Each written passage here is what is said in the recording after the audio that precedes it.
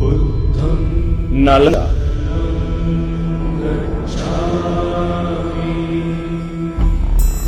प्राचीन भारत का एक ऐसा विश्वविद्यालय जो ज्ञान का एक ऐसा दीपक था जिसे बख्तियार खिलजी नाम के एक विदेशी आक्रांता ने अपनी ईर्ष्या और भारत के प्राचीन सनातन ज्ञान से नफरत के चलते बुझा डाला था।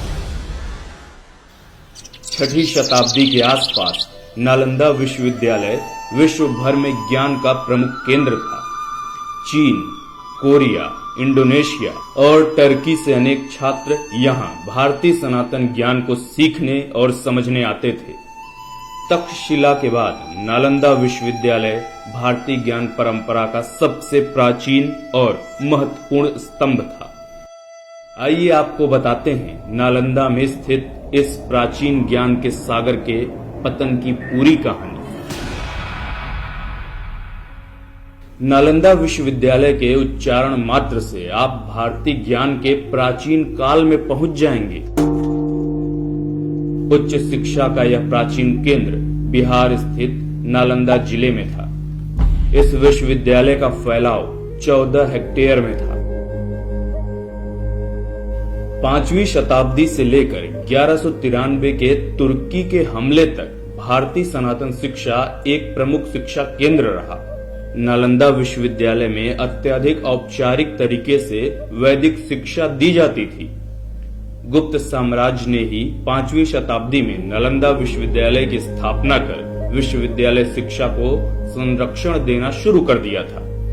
गुप्त सम्राट कुमारगुप्त ने सर्वप्रथम इस विश्वविद्यालय की नींव रखी थी। लोक कथाओं के अनुसार सन 1193 में बख्तियार खिलजी काफी बीमार पड़ गया था।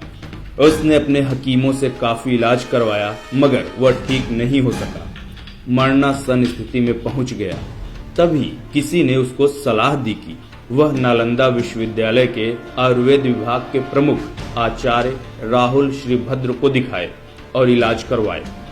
लेकिन खिलजी को अपने हकीमों के ज्ञान पर इतना घमंड था कि वो किसी को उनके आगे कुछ नहीं समझता था।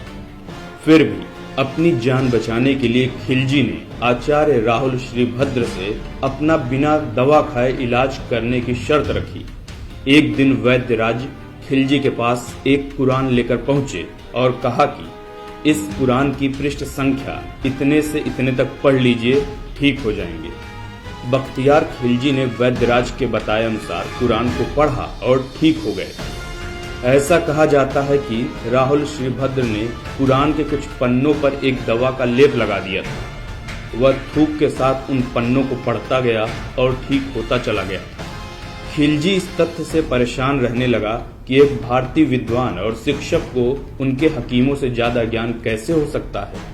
फिर उसने देश से ज्ञान, बौद्ध धर्म और आयुर्वेद की जड़ों को नष्ट करने का फैसला किया। परिणाम स्वरूप खिलजी ने नालंदा की महान पुस्तकालय में आग लगा दी और लगभग 90 लाख पांडुलिपियों को जला दिया। ऐसा कहा जाता है कि नालंदा विश्वविद्यालय में इतनी किताबें थी कि वह 3 महीने तक धूं-धूं करके जलती रही। इतिहासकारों के अनुसार 1193 ईस्वी में तुर्क सरदार बख्तियार खिलजी अपना नाम बताने के लिए अवध के एक कमांडर की सेवा में था। कुछ दशकों बाद फारसी इतिहासकार मिनाहिजुद्दीन सिराज ने तवाक़त-ए-नासिरी में उसके कर्मों को दर्ज किया था। खिलजी को बिहार की सीमा पर 2 गांव दिए गए थे। उसने लूट की योजना बनाई थी। खिलजी ने बिहार में एक जिले पर हमला करने का निर्णय लिया और शानदार लूट की रणनीति बनाकर उसे लूटने में सफल रहा। उस किले में सभी ब्राह्मणों की हत्या कर दी गई थी। लेकिन उस लूट के बाद उसे पता चला कि वो कोई किला नहीं बल्कि बिहार का एक मुख्य विश्वविद्यालय है। इस जानकारी का उल्लेख मिन्हाज-ए-सिराज ने अपनी किताब में किया है। इसके अलावा बता दें कि बिहार में बख्तियार खिलजी के नाम पर बख्तियारपुर जंक्शन है। हालांकि कई बार इसके नाम को बदलने की भी मांग स्थानीय लोगों से लेकर राजनीतिक दलों के नेताओं ने भी उठाई। खिलजी ने जो किया यहाँ लूटा, नालंदा को लूटा और आज उसके नाम पर बख्तियारपुर है। मैं तो मांग करूंगा कि पूरे देश में, बिहार में भी जो नाम मुगलों के नाम से जुड़ा हुआ है, उन नामों को हटाना चाहिए। एक समय में भारत सोने की चिड़िया कहलाता था। इस सोने की चिड़िया को लूटने के लिए सदियों से विभिन्न विदेशी आक्रांता भारत पर आक्रमण करते रहे। हमारी सनातन परंपरा और संस्कृति की महानता से उनकी नफरत की कीमत हमारे मंदिरों और शिक्षा संस्थानों को चुकानी पड़ी।